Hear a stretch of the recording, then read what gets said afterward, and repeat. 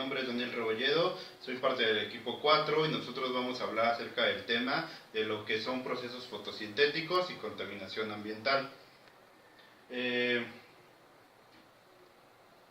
Como primer parte, nosotros quisimos hablar acerca de lo que son la introducción de especies exóticas, que esta alteración provoca en algunos sistemas cambios dramáticos como la extinción de especies nativas y los cambios de dinámicas de las comunidades. Los invasores, que son estas especies que son introducidas, pueden competir, depredar o destruir el hábitat de las especies nativas. Nosotros aquí en esta diapositiva mostramos tres de los ejemplos que encontramos de algas que son introducidas. La primera es Elodea canadiensis, que es una planta acuática que se propagó rápidamente en unas partes de Europa en el siglo XIX. La otra es la Paragmetis australis, que esta planta se propagó en partes de Estados Unidos. Y por último es la planta de origen euroasiático, Myriophyllum spicatum. Esta introducción de plantas y propagación ha contribuido a cierta contaminación biológica, que lo que se piensa más probable que es un producto de la eutrofización, que es un tema del que nosotros vamos a abordar más adelante. Sin embargo, los ejemplos más espectaculares y serios de dispersión de malezas acuáticas provienen de especies de las regiones tropicales y subtropicales. Dos ejemplos que nosotros mostramos, que son de los más notorios, son las macrofitas flotantes libres, que por su nombre científico son Eichhornia crassipes y Salvina molesta, que las mostramos en esas dos imágenes que se encuentran aquí. Para el manejo y la conservación y que no se sigan propagando este tipo de especies introducidas, existen métodos de control que son mecánicos, químicos y biológicos.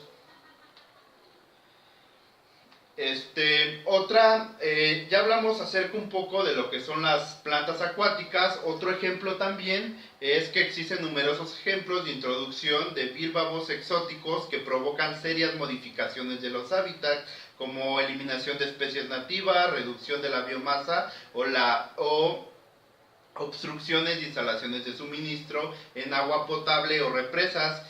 Las especies más conocidas que se han reportado de especies introducidas de peces son lo que viene siendo la Corbicula fluminea, la Dreissena polymorpha y Limnoperna.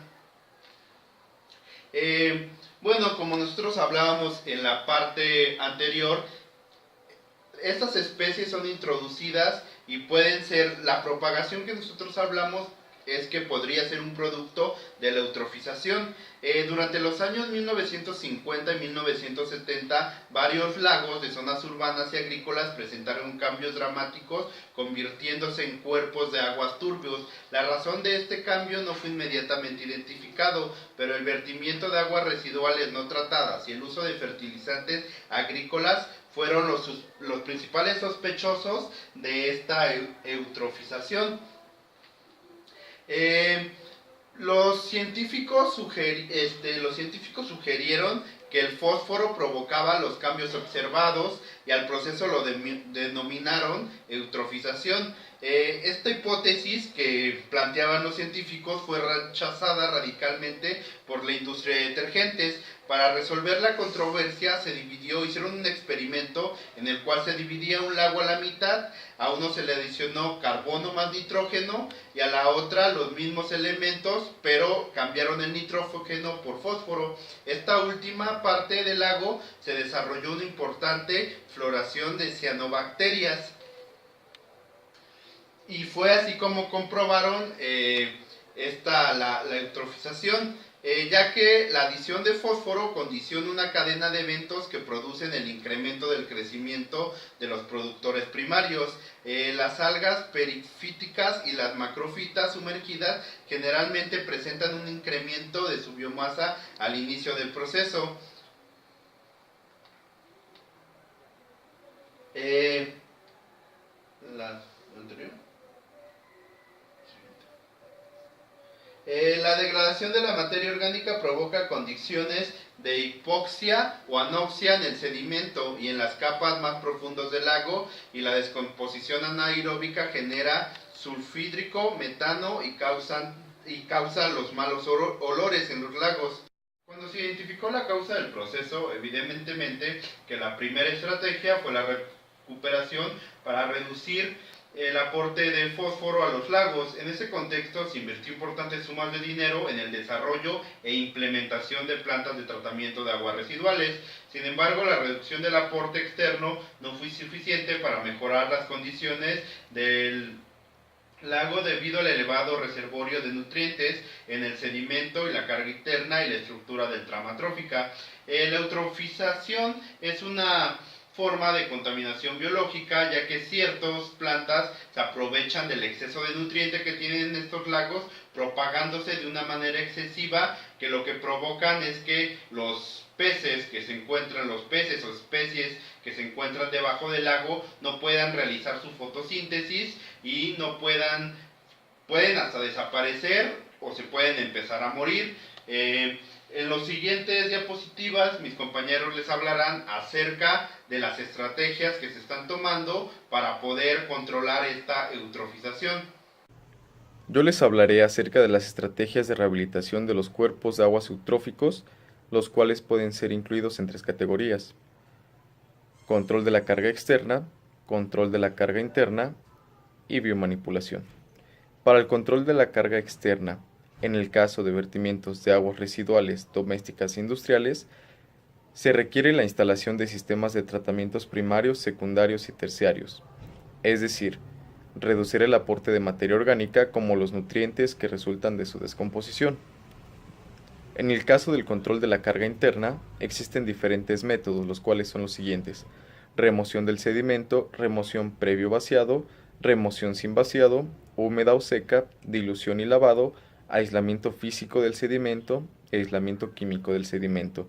Este último tiene 2 subcategorías. La primera es oxigenación del sedimento y la segunda es método Riplox de oxigenación del sedimento.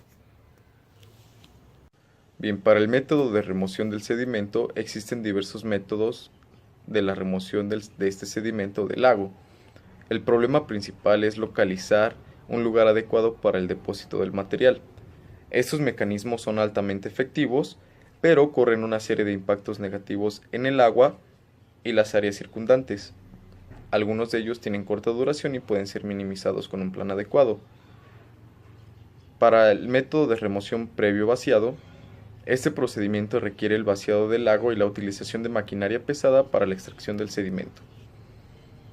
Existen 2 formas de remoción del sedimento sin vaciar el lago: dragado húmedo y dragado seco. El primero de los métodos se realiza mediante succión del sedimento desde el fondo y posterior deposición en una balsa flotante.